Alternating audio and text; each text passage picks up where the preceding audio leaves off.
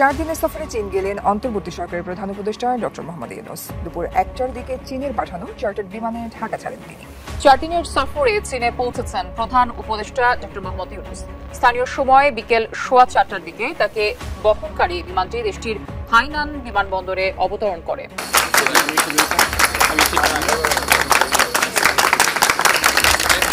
ক্ষমতাচ্যুত প্রধানমন্ত্রী শেখ হাসিনাকে ভারতে আশ্রয় দেওয়ার পর থেকে বাংলাদেশ ভারত সম্পর্ক তলানিতে। তার মধ্যে প্রধান উপদেষ্টার এই সফর এই অঞ্চলের ভূরাজনীতিতে এক নতুন পরিবর্তন নিয়ে আসবে বলছে আন্তর্জাতিক সম্পর্ক বিশ্লেষকরা।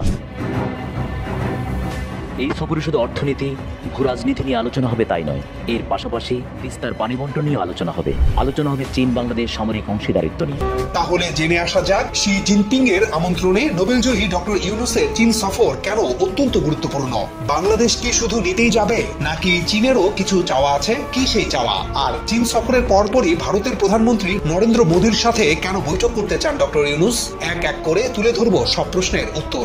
আসসালামু আলাইকুম দর্শক, নতুন একটা নিউজে আপনাকে স্বাগতম। প্রিয় দর্শক, 4 দিনের রাষ্ট্রীয় সফরে চীনে পৌঁছেছেন প্রধান উপদেষ্টা ডক্টর ইউনূসকে লাল গালিচায় সংবর্ধনা দিয়ে ব্যাপক সম্মান জানালো চীন থেকে ফিরে হাসিনার বিচার, খুনিদের কঠিন শাস্তি এবং ইন্ডিয়াকেও চাপ দেবে বাংলাদেশ। প্রধান উপদেষ্টার চীন সফর থেকে কি পাবে বাংলাদেশ? চীন বাংলাদেশ কার কাছে কে কি চায়? ইউনূস মোদির কি দেখা শিগগিরই? এই সকল গুরুত্বপূর্ণ প্রশ্নের উত্তর মিলবে আমাদের আজকের ভিডিওতে। ভিডিওটি শুরু থেকে শেষ পর্যন্ত ধৈর্য সহকারে দেখে একটি লাইক দিয়ে সবাইকে শেয়ার করে দিন। আমাদের চ্যানেলে নতুন হলে চ্যানেলটি সাবস্ক্রাইব করে পাশে থাকা বেল আইকনে ক্লিক করে রাখুন। আমাদের ভিডিওটি আপনি বাংলাদেশের কোন জেলায় বসে দেখছেন বা শুনছেন সেটি অবশ্যই কমেন্ট বক্সে কমেন্ট করে জানিয়ে দিতে ভুলবেন না। 4 দিনের সফরে চীন গেলেন অন্তর্বর্তী সরকারের প্রধান উপদেষ্টা ডক্টর মোহাম্মদ ইউনূস। দুপুর 1টার দিকে চীনের পাঠানো চার্টার্ড বিমানে ঢাকা ছাড়েন তিনি। বড় ফোরাম ফর এশিয়ার বার্ষিক সম্মেলনে যোগ দেওয়ার পাশাপাশি 28 মার্চ দেশের প্রেসিডেন্ট শি জিনপিং এর সঙ্গে বৈঠক করবেন ডক্টর মোহাম্মদ ইউনূস। সফরে সই হবে 8টি সমঝোতা স্মারক, সম্ভাবনা আছে 10টি ঘোষণা আসার। আলোচনায় গুরুত্ব পেতে পারে তিস্তা প্রকল্প, স্বাস্থ্য, রোহিঙ্গা, জিডিআই ও অর্থনৈতিক সহযোগিতা। ঢাকা ছাড়ার সময় বিমানবন্দরে চীনের রাষ্ট্রদূতের সাথে সংক্ষিপ্ত বৈঠক করেন প্রধান উপদেষ্টা।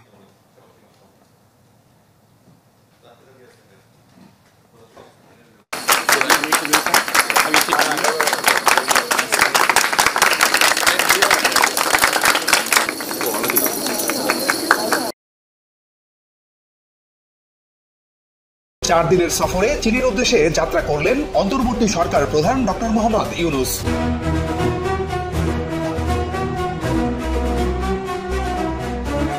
বিগত আওয়ামী লীগ সরকারের প্রধান শেখ হাসিনা যেখানে শেষ করেছিলেন সেখান থেকেই শুরু করছেন ডক্টর ইউনূস। ক্ষমতাচ্যুত হওয়ার ঠিক 1 মাস আগে 2024 সালের 8 জুলাই বেইজিং সফরে যান তৎকালীন প্রধানমন্ত্রী শেখ হাসিনা। আর 26 মার্চ বাংলাদেশের স্বাধীনতা দিবসে রাষ্ট্রীয় সফরে চীন গেলেন প্রধান উপদেষ্টা ডক্টর মোহাম্মদ ইউনূস। দুপুর 1টায় তিনি বেইজিং থেকে পাঠানো বিশেষ বিমানে চীনের উদ্দেশ্যে যাত্রা করেন। একদিকে ভারতের সাথে চীনের আঞ্চলিক আধিপত্যের প্রশ্নে বৈরিতা ও যুক্তরাষ্ট্রের সাথে চীনের বৈশ্বিক পরিমণ্ডলে দ্বন্দ্ব যখন ক্রমেই ঘনীভূত হচ্ছে, তখন আবার বাংলাদেশ ভারত সম্পর্কের টানাপোড়েন আর চীন বাংলাদেশের গলায় গলায় ভাব এই অঞ্চলের ভূ রাজনীতি ও কূটনীতিতে নানা হিসেবের জন্ম দিচ্ছে। প্রশ্ন উঠছে, কেন বাংলাদেশকে কাছে টানছে চীন? কি তার স্বার্থ? আবার বাংলাদেশের সামরিক খাত, পানি ব্যবস্থাপনা ও অর্থনৈতিক সংস্কারে চীনের বন্ধুত্বের উপরে আস্থা রাখতে চায় বাংলাদেশ। তাহলে জেনে আসা যাক শি জিনপিং এর আমন্ত্রণে নোবেলজয়ী ডক্টর ইউনূসের চীন সফর কেন অত্যন্ত গুরুত্বপূর্ণ। বাংলাদেশ কি শুধু নিতেই যাবে নাকি চীনেরও কিছু চাওয়া আছে, কি সেই চাওয়া? আর চীন সফরের পরপরই ভারতের প্রধানমন্ত্রী নরেন্দ্র মোদীর সাথে কেন বৈঠক করতে চান ডক্টর ইউনূস? এক এক করে তুলে ধরবো সব প্রশ্নের উত্তর। ডক্টর ইউনূসের চীন সফর কূটনৈতিক ভারসাম্য নাকি নতুন দিগন্ত? নিঃসন্দেহে প্রধান উপদেষ্টার প্রথম দ্বিপাক্ষিক সফরে চীনকে বেছে নেয়া কূটনৈতিকভাবে ভিন্ন মাত্রা যোগ করছে। 1975 সালে বাংলাদেশকে স্বীকৃতি দেওয়ার মধ্য দিয়ে চীন বাংলাদেশের কূটনৈতিক সম্পর্ক স্থাপিত হয়। এবছর এই সম্পর্কের 5 দশক পূর্ণ হলো, যে সম্পর্ক প্রগাঢ় বন্ধুত্বের, আস্থার আর অংশীদারত্বের। এছাড়া বিগত বছরগুলোতে সরকার গঠনের পরপরই পররাষ্ট্রমন্ত্রী প্রথম ভারত সফর করতেন। এরপর সরকার প্রধানও প্রথম দ্বিপাক্ষিক সফরে ভারতকেই বেছে নিতেন। এবার এর ভিন্ন রূপ দেখা গেল। গত জানুয়ারি মাসে পররাষ্ট্র উপদেষ্টা চীন সফর করেন এবং এবার স্বয়ং সরকার প্রধান চীন সফর করছেন। এমনিতেই ডক্টর ইউনূসের বিশ্বজুড়ে ব্যক্তিগত ইমেজ আছে। কোথাও তার উপস্থিতি মানে বাংলাদেশের কূটনীতিকে যে কারো চেয়ে এক ধাপ উপরে নিয়ে যায়। ফলে চীন সফরে ডক্টর ইউনূস বেইজিং এর সাথে দ্বিপাক্ষিক সম্পর্কের বাইরেও যোগ করবেন আরো ভিন্ন কিছু মাত্রা। প্রথমে চীনের পাঠানো চার্টার ফ্লাইটে হাইনান প্রদেশে যান প্রধান উপদেষ্টা। 27 মার্চ হাইনানে অস্ট্রেলিয়া ও এশিয়ার 25 দেশের জোট বোয়াও ফোরাম ফর এশিয়ার সম্মেলনে যোগ দেবেন তিনি। এরপর সেখান থেকে যাবেন চীনের রাজধানী বেইজিং এ। আর 28 তারিখে বেইজিং এর গ্রেট হল অব দ্য পিপলে চীনের প্রেসিডেন্ট শি জিনপিং এর সঙ্গে শীর্ষ বৈঠক করবেন। এর বাইরেও ব্যবসায়ীদের সংলাপে যোগ দেবেন এবং চীনের পিকিং ইউনিভার্সিটিতে একটি বক্তৃতা দেবেন ডক্টর ইউনূস। একজন নোবেল জয়ীর বক্তব্য শুনতে যেখানে অধীর আগ্রহে অপেক্ষা করছেন অসংখ্য শিক্ষার্থী। এই সফরে বাংলাদেশের প্রত্যাশা।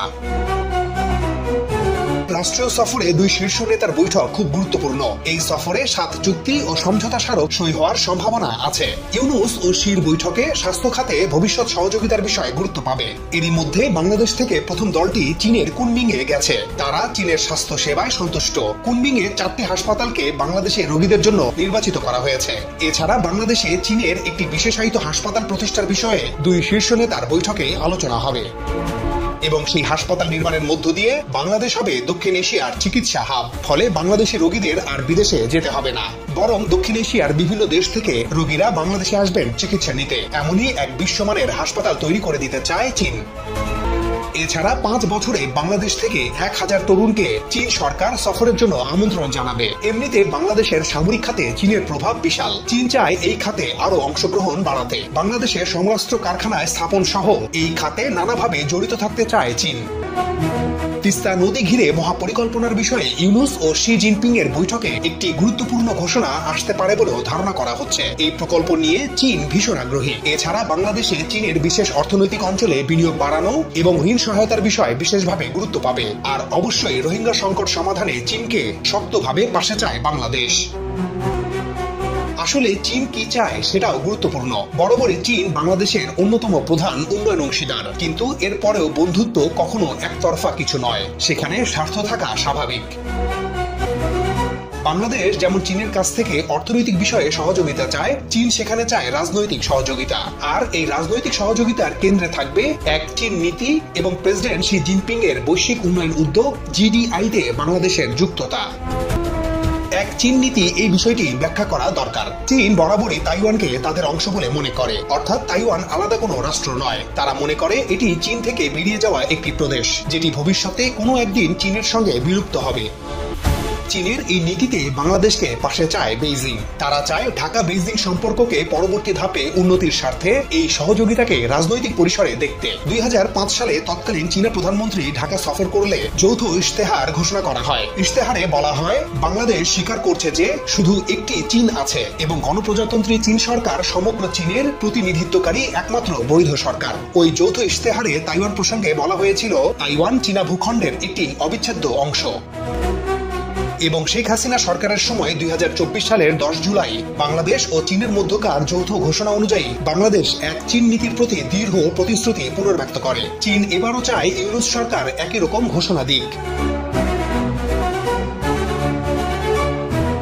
এছাড়া চীনের আরেকটি চাওয়া, বাংলাদেশ এখনই GDI তে যোগ দিক। মূলত গ্লোবাল ডেভেলপমেন্ট ইনিশিয়েটিভ বা GDI হচ্ছে চীনের প্রস্তাবিত বৈশ্বিক উন্নয়ন উদ্যোগ। দীর্ঘদিন ধরেই এতে যোগ দিতে বাংলাদেশকে আহ্বান জানিয়ে আসছে চীন। বিগত সরকার এতে যোগ দেয়নি। ভারত, যুক্তরাষ্ট্র সহ অনেক দেশ চায় না বাংলাদেশ এতে যুক্ত হোক। ধারণা করা হচ্ছে ইউনূস সরকারও আপাতত এখানে যোগ দিবে না। এছাড়া বাংলাদেশে চীনা বিনিয়োগ ক্রমশ বাড়ছে, তাই চীন চাইবে তার বিনিয়োগ প্রকল্পগুলোর নিরাপত্তা এবং দীর্ঘমেয়াদী স্থায়িত্ব নিশ্চিত করা হোক। বিশেষত বিদ্যুৎ ও অবকাঠামো খাতে চীনের কার্যক্রম নির্বিঘ্ন রাখতে তারা নতুন কিছু চুক্তি চাইতে পারে। এছাড়া এশিয়ার আঞ্চলিক ভূ রাজনীতিতে চীন তার প্রভাব ধরে রাখতে তৎপর। পাকিস্তান, ভুটান, নেপাল, মালদ্বীপ ও মিয়ানমারের সাথে দেশটির সুসম্পর্ক দক্ষিণ এশিয়ায় ভারতের প্রভাবকে অনেকটাই চ্যালেঞ্জ জানিয়েছিল। কিন্তু এর সাথে বাংলাদেশে ভারতের প্রভাব কমতে থাকা ও চীনের সাথে ধারাবাহিক সম্পর্ক উন্নয়ন এই অঞ্চলে চীনের অবস্থানকে আরো শক্ত করেছে। চীন চায় এটি বজায় রাখতে, এজন্য বাংলাদেশকে তাদের প্রয়োজন। সুতরাং ডক্টর ইউনূসের চীন সফর দুই দেশের স্বার্থ রক্ষার কৌশল যেমন, তেমনি বন্ধুত্বকে আরেক উচ্চতায় নিয়ে যাওয়ার প্রেরণা বলা যায়। জাতিসংঘের সাধারণ পরিষদের রোহিঙ্গা সংকট সম্পর্কিত প্রস্তাব গৃহীত।